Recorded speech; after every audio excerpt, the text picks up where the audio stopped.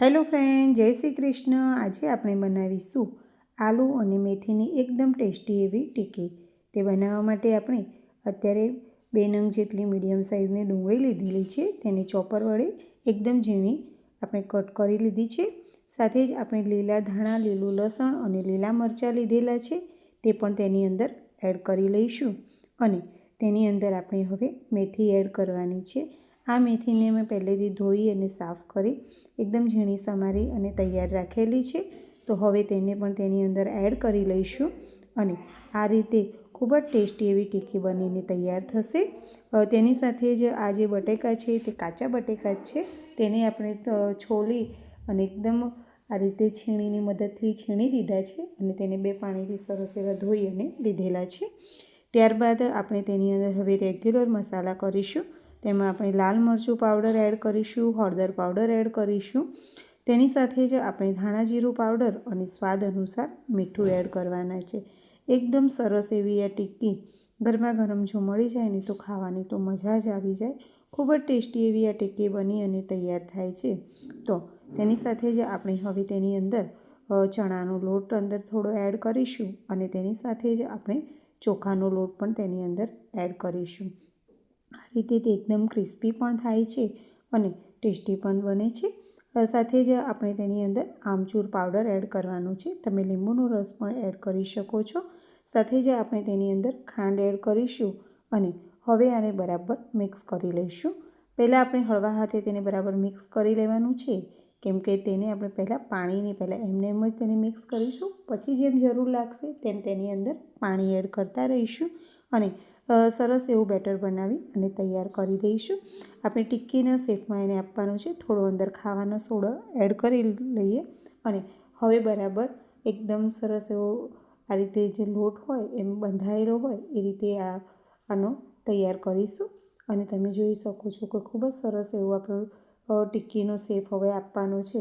તો આ રીતે એકદમ બોલ જેવો બનાવી અને સરસ એવો ટિક્કીનો શેપ આપી દઈશું।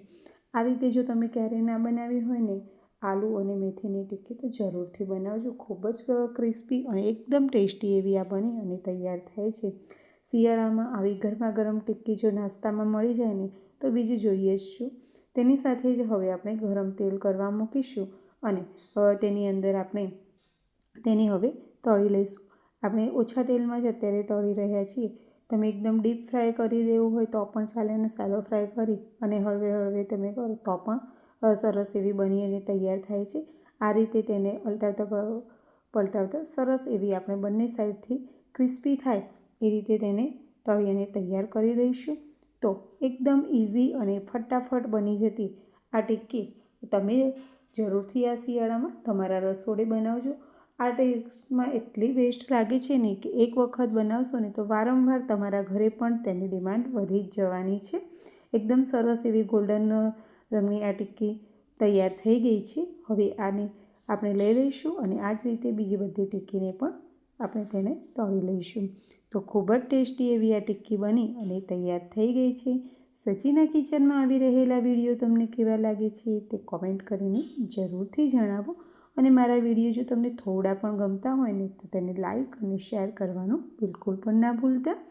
આ રીતે સર્વિંગ ડિશમાં લઈ અને સર્વ કરી લઈશું।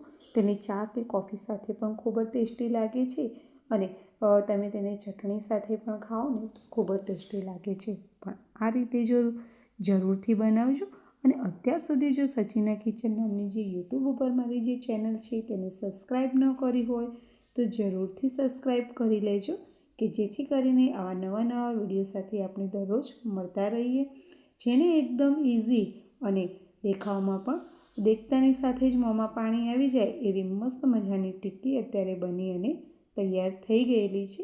હું તમને એક ટિક્કીને બતાવું કે કેટલી સરસ એવી અંદરથી પણ ચડી અને તૈયાર થઈ ગઈ છે અને બહારથી એટલી જ ક્રિસ્પી લાગી રહી છે। તો આવી જ મસ્ત મજાની વાનગીઓને જોવા માટે મારી યુટ્યુબ ચેનલને લાઈક, શેર અને સબસ્ક્રાઈબ ન કરી હોય તો સબસ્ક્રાઈબ કરી દેજો। તમે જો એકદમ સરસ અને દેખીને જ ખાવાની મન થઈ જાય એવી સરસ મજાની ટિક્કી અત્યારે બની અને તૈયાર થઈ ગયેલી છે। તો હવે આ ટિક્કીને અમે કરીશું એન્જોય અને તમે આવા જ નવા વિડીયો સાથે આપણે મળતા રહીએ। એન્જોય. Bye bye friend. ફરીથી મળીશું નવા વિડીયો સાથે.